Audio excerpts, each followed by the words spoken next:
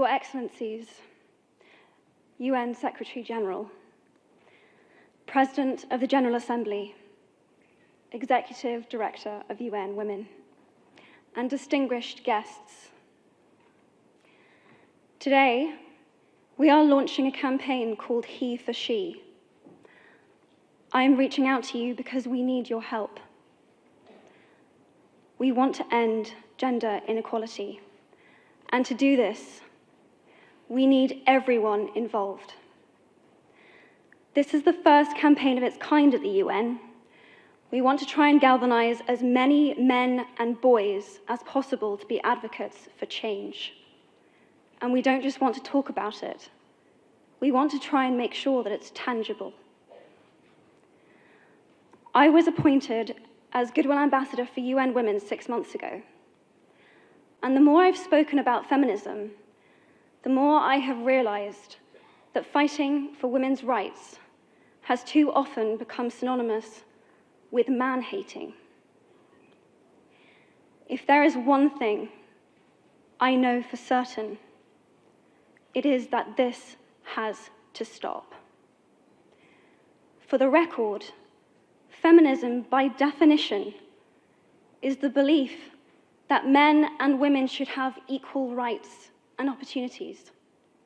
It is the theory of the political, economic, and social equality of the sexes. I started questioning gender-based assumptions a long time ago. When I was 8, I was confused being called bossy because I wanted to direct the plays that we would put on for our parents, but the boys were not. When at 14, I started to be sexualized by certain elements of the media. When at 15, my girlfriends started dropping out of their beloved sports teams because they didn't want to appear muscly. When at 18, my male friends were unable to express their feelings.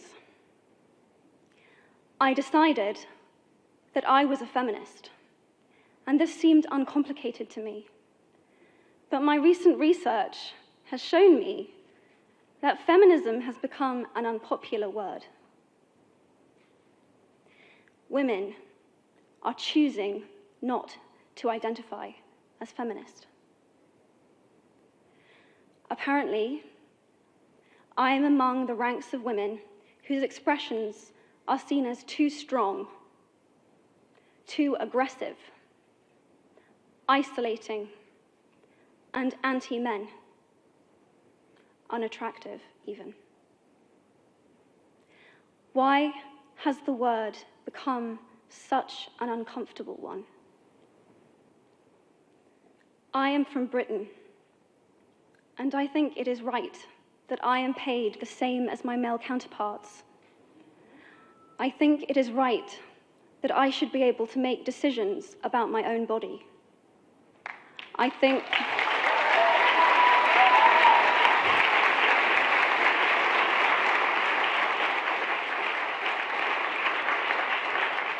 think it is right that women be involved on my behalf in the policies and the decisions that will affect my life. I think it is right that socially I am afforded the same respect as men. But sadly, I can say that there is no one country in the world where all women can expect to receive these rights. No country in the world can yet say that they have achieved gender equality.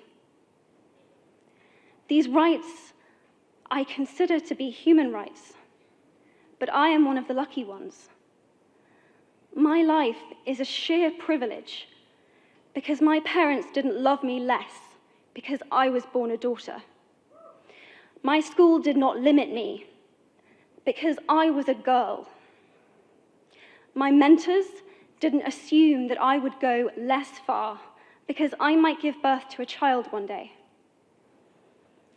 These influences were the gender equality ambassadors that made me who I am today. They may not know it, but they are the inadvertent feminists who are changing the world today. We need more of those. And if you still hate the word, it is not the word that is important. It's the idea and the ambition behind it. Because not all women have received the same rights that I have. In fact, statistically, very few have been. In 1997, Hillary Clinton made a famous speech in Beijing about women's rights. Sadly, many of the things that she wanted to change are still true today. But what stood out for me the most was that less than 30% of the audience were male. How can we affect change in the world when only half of it is invited or feel welcome to participate in the conversation? Men, I would like to take this opportunity to extend your formal invitation.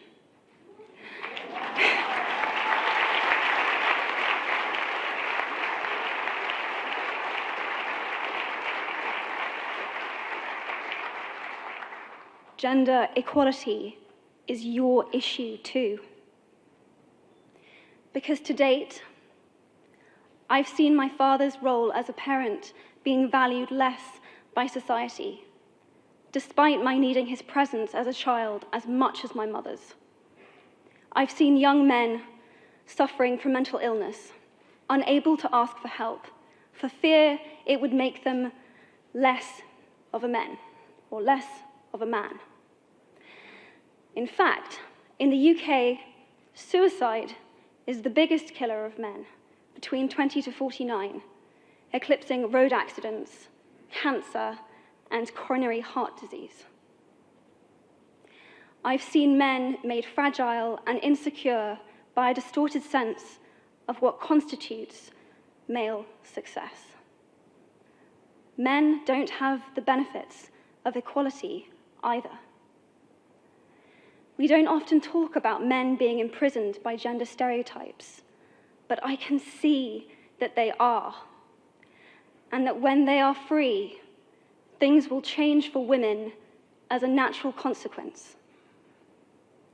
If men don't have to be aggressive in order to be accepted, women won't feel compelled to be submissive. If men don't have to control, women won't have to be controlled.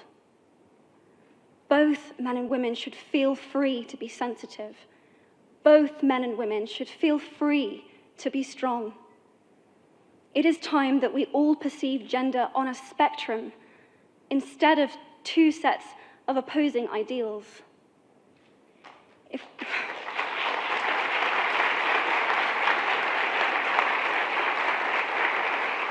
If we stop defining each other by what we are not, and start defining ourselves by who we are, we can all be freer.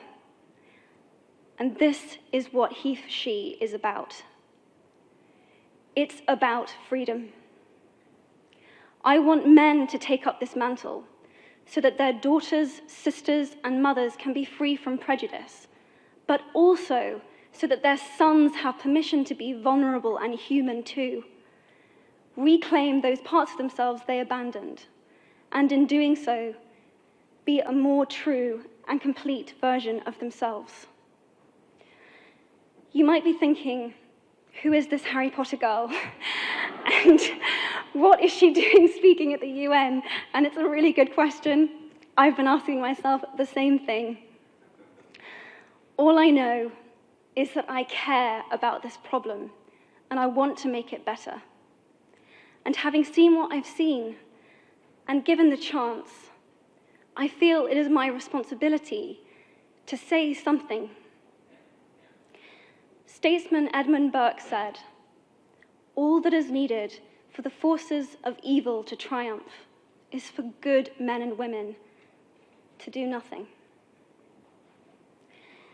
In my nervousness for this speech, and in my moments of doubt, I've told myself firmly, if not me, who? If not now, when? If you have similar doubts when opportunities are presented to you, I hope that those words will be helpful. Because the reality is that if we do nothing, it will take 75 years, or for me to be nearly 100, before women can expect to be paid the same as men for the same work. 15.5 million girls will be married in the next 16 years as children. And at current rates, it won't be until 2086 before all rural African girls can have a secondary education. If you believe in equality, you might be one of those inadvertent feminists that I spoke of earlier.